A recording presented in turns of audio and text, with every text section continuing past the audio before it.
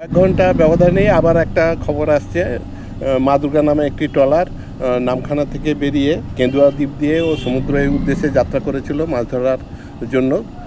তো যেতে যেতেই ওর ট্রলারের নিচের তক্তাগুলো ফেটে যায়, ফেটে গিয়ে সমুদ্রে ডুবতে থাকে এবং লাস্ট পর্যন্ত ডুবে যায়।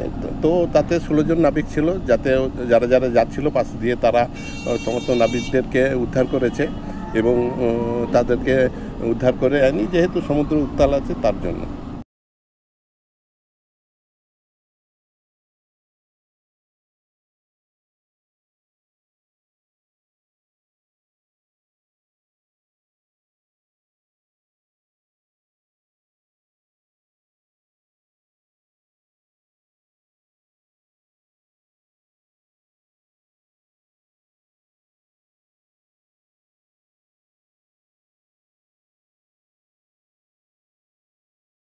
না, আমাদের অ্যাকচুয়ালি আমাদের কোনো ইয়ে ছিল না, ওয়েদার ওয়ার্নিং বলে কিছু ছিল না। কিন্তু তার মধ্যেও মৌসুমের সময় একটুখানি থাকে, একটুখানি সমুদ্র উত্তাল থাকে, তার মধ্যেই আমাদের ফিশিং করতে হয় ট্রলারগুলোকে। এই জুলুমের কাজটা তো করতেই হয় ওদের।